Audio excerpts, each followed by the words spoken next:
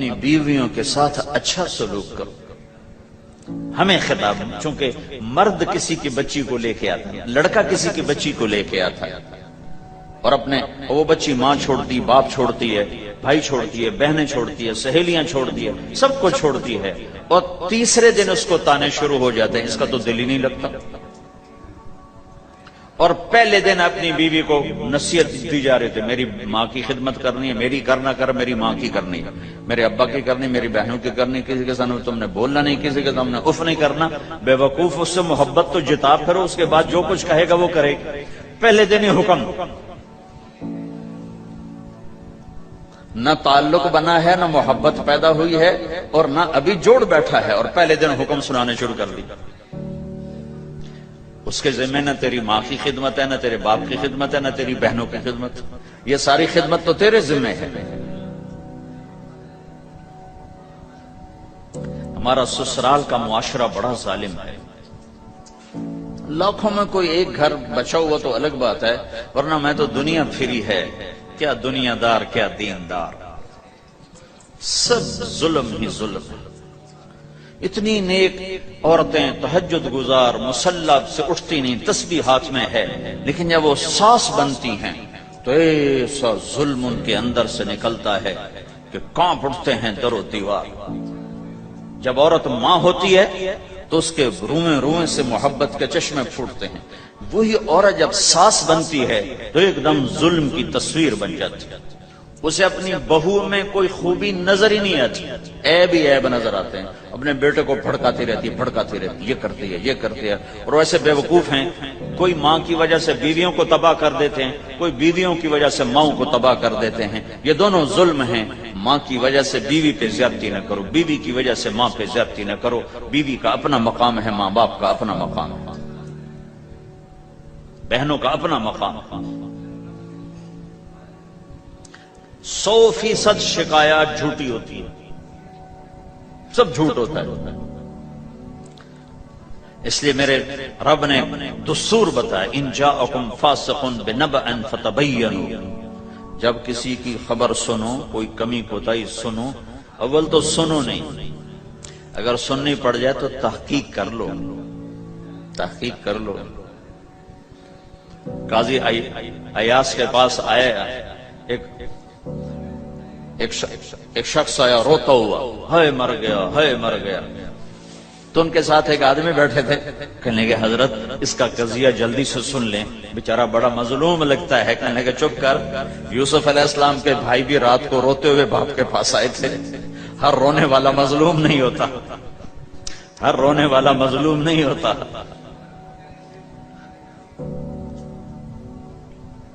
اپنے گھروں کی فضا بناؤ، کمی سنو ہی نہیں. تمہاری بیوی ماں کی کمی بتانے لگے، کہا مجھے نہ بتاؤ، تیری بڑی مہربانی. تمہاری ماں تمہاری بیوی کی کمی بتانے لگے، کہا اماں مجھے نہ بتاؤ، تیری بڑی مہربانی. گھر کی فضا ایسی بناؤ کہ کسی کی کمی کا تذکرہ نہ ہو، تو اللہ کی قسم تمہارا گھر جنت کا نمونہ بن جائے گا. یہ معاشرت کا دین بتا رہا ہوں، معاشرت کا دین. اپنی بیوی کی خوبیوں کی تعریف کرو، کمیوں پہ پردہ ڈالو. بیویوں کے ذمہ ہے خامد کی خوبیوں کی تعریف کریں. انسان حوصلہ افزائی کا محتاج ہوتا ہے.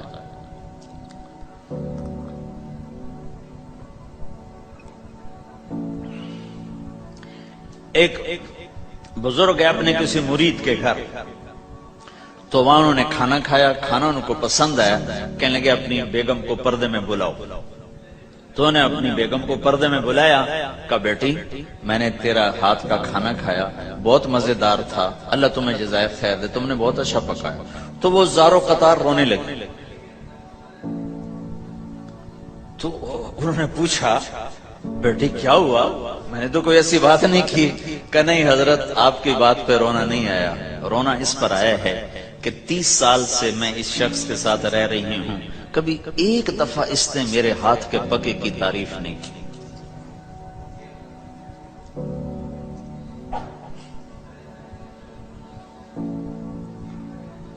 آپ گھر میں تشریف لائے، آپ نے پوچھا کوئی کھانے کو کچھ ہے؟ ام سلمہ رضی اللہ عنہ کا گھر، کہ یا رسول اللہ آج تو کچھ نہیں، سرکہ ہے، کہ واہ واہ واہ واہ نعم الادام الخل، سرکہ تو بہت اچھا سالن ہے۔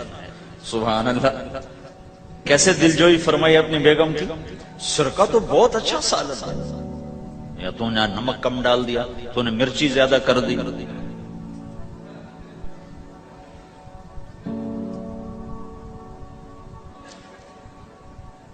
ہم رائمنڈ میں پڑھتے تھے نا تو پکانا ہمارے ذمہ ہوتا تھا، تو ہمیں پتا کہ پکاتے ہوئے کیا گزرتی۔ جب 2,000 آدمی کی روٹی ہم پکاتے تھے، 5 بوری آٹا گوندا ہے ہاتھوں سے، اور 10 من کھڑے ہو کے روٹی لگائی، سخت سردی میں بھی سخت گرمی میں بھی۔ سردی میں جب رات کو آٹا گونڈتے تھے ہم، تو ہمارے ہاتھ ایسے اکڑ، تم تو سردی دیکھتے ہی نہیں ہو، ہاتھ ایسے اکڑ جاتے تھے، اور صبح 4 بجے اٹھ کے روٹی پکانا شروع کرتے تھے، 2,000 آدمی کی روٹی پکانی ہوتی تھی۔ تو اب کوئی آ کر کہتے انہیں کچی روٹی پکائی دو، جی دادا ایک تھپڑ اس کے منہ پہ مارے کہ 4 بجے کے ہم اٹھے ہوئے ہیں، پکا پکا برا حشر ہو گیا، کہتے کچی پکائی۔ بھائی صبر کر کے چپ کر کے کھا جا۔ مولانا الیاس صاحب رحمت اللہ علیہ ایک اپنے مرید کے گھر گئے تو اس نے کھیر بنا کر پیش کی۔ اچھا، نمک اور چینی ایک جیسے ہوتے ہیں، وہ دیہاتی عورت سمجھ نہ سکی، چینی کے بجائے نمک ڈال دیا، تو انہوں نے جا سب سے پہلے مولانا الیاس صاحب کے سامنے کھیر رکھی، تو آپ نے جو چکھی تو وہ تو تھی کڑوی، کہنے کہ واہ واہ واہ واہ واہ واہ، بڑی مزے کی کھیر، ساری لیا میں اکیلا کھاؤں گا، کسی کو نہیں کھانے دوں گا۔ ساری کھیر کھا گیا، اس پر پردہ ڈالنے کے لیے۔ وہ تو جب انہوں نے کہا مولانا الیاس کا بچا ہوا تھوڑا سا میں جب چکھا تو کڑوا جا، ہائے مر گئی، یہ تو سارا نمک ڈالا ہوا تھا۔ ایک دفعہ ہماری جماعت چنیوٹ میں تھی، تو ہمارے ساتھیوں نے چائے بنائی، تو وہ اندھیرا سا تھا، تو چینی کے بجائے نمک ڈال دیا اور دسترخوان پہ لے آئے، سب پی رہے، واللہ میں آنکھوں سے دیکھا بتا رہا ہوں، مولانا الیاس کا تو سنا بتا رہا ہوں، کسی ایک نے نہیں کہا کہ یہ کڑوی ہے، چپ کر کے پی رہے، چپ کر کے پی رہے، کسی ایک نے نہیں کہا۔ باہر ایک دیہاتی کھڑا تھا، تو میں نے اس کہا چاچا آتے نو چاہ پی ماما، وہ آ گیا، اس نے پہلا گھونٹ بھرا، ہوئے تھا کوڑی ہے، اس نے بانڈا پھوڑ دیا۔ پھر سارے ساتھی ہنس پڑے کہ چاچا ہم نے تو پردہ ڈالنے کی کوشش کی تھی خدمت والوں پر تو نہیں پردہ چاک کر دیا، بانڈا پھوڑ دیا۔ کیا خوبصورت تربیت۔ 8 سال ہم نے دیگیں پکائی ہیں اور روٹیاں پکائی ہیں رامن میں پڑھتے ہوئے، تو پکانے والا کتنا کھپتا ہے۔ مفتی زین العابدین صاحب رحمت اللہ علیہ ہمارے بزرگ بڑے نفیس، تو وہ روٹی بڑی نفیس کھاتے تھے، تو ان کے لیے مجھے فرمایا روٹی تو بنا۔ اب میں ڈر رہا تھا کہ پتہ نہیں مفتی صاحب کو پسند نہ آئی تو کیا بنے گا۔ حوصلہ افزائی کتنی ضروری چیز۔ اب وہ میں روٹی ناشتے میں لا کے رکھی، اور اللہ کا فضل، اب تو خیر بھول بھلیاں ہو گیا، ورنہ بہت نفیس روٹی میں بناتا تھا۔ ایک دفعہ میں گھر میں تھا، تو رمضان کا مہینہ تھا، تو کسی کی آنکھ نہیں کھلی، گرمیوں کا رمضان، تو میری آنکھ کھل گئی، تو سب سوئے پڑے، نوکر بھی گھر والے بھی، تو میں نے کسی کو نہیں اٹھایا، چپ کر کے جا کے پرات اٹھائی اور روٹیاں پکانی شروع کر دی۔ جب ساری روٹیاں پک گئیں، آخری پیڑا میرے ہاتھ میں تھا، تو میری بڑی بہن کی آنکھ کھل گئی، اس نے دیکھا تو میں روٹیاں پکا رہا، کو تیرا بھلا ہو جاوے، ایک ہی کیتا۔ میں کہا روز تم پکاتی ہو، آج میں پکا کے دے رہا ہوں، اس میں کیا ہے۔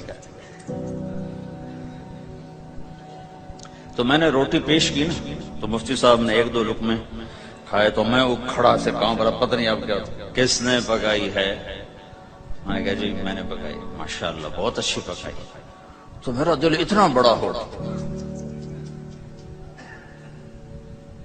حوصلہ افزائی کرنا، برائیوں کو۔ ہماری معاشرت کیا ہے، 100 خوبیوں میں سے ایک کمی کو نکال کے پکڑ لینا اور 100 پہ کاٹا۔ 100 نظر نہیں آتی، ایک کمی کو پکڑ کے اسے اچھال رہے اچھال رہے اچھال رہے اچھال رہے اچھال رہے.